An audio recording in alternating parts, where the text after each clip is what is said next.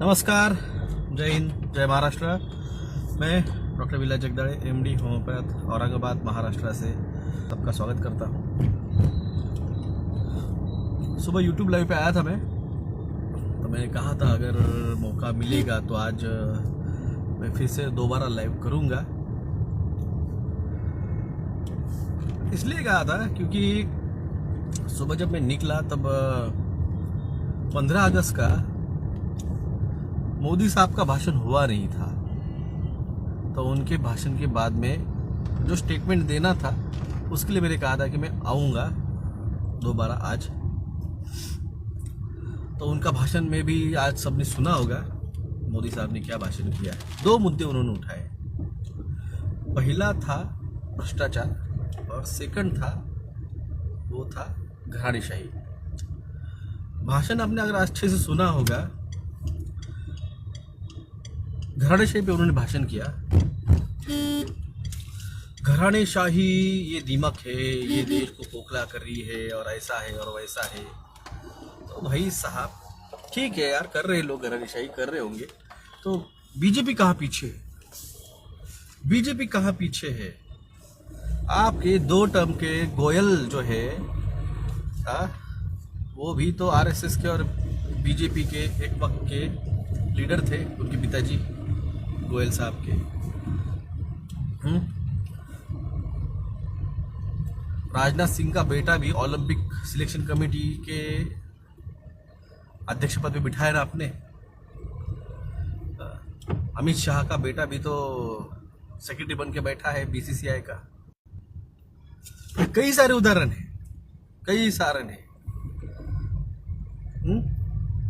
महाराष्ट्र के जितने भी आपने लीडर लिए हैं बीजेपी वालों ने, कांग्रेस से और राष्ट्रवादी से या फिर सेना से, उसमें से 70 to 75% वो घराणेशाही से ही चुन के आए हुए हैं।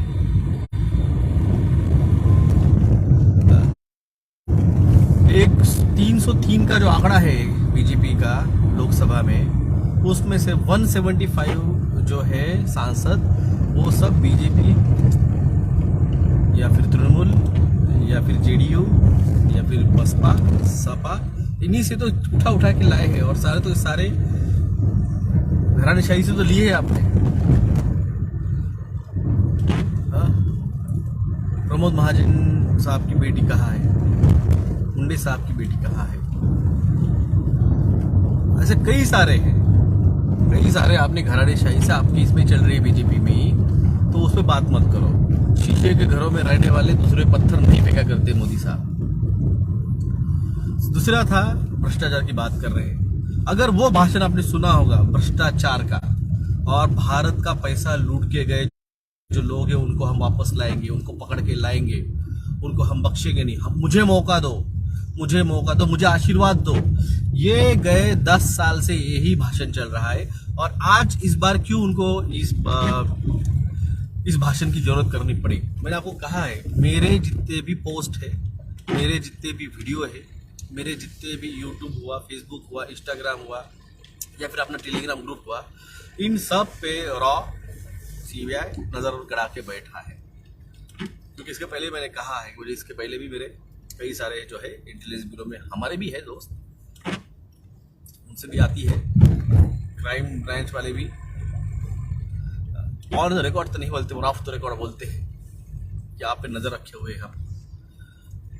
तो ये सारी जो बातें आपसे मैं कहता हूँ कि आएंगे तो हम ही, करेंगे तो हम ही, हम क्या करने वाले हैं, हम किस तरह से भारत को जो लूट के जा रहे हैं उनको वापस लाया, उनका पैसा लाएंगे, उनका ऐसा करेंगे वैसा, यही सारी बातें आज के भाषण में मोदी साहब ने कही है। ये इनके पास कुछ है नहीं है, बस चुरा के कॉपी पेस्ट करके ये चिपकाते हैं। वरना मोदी साहब के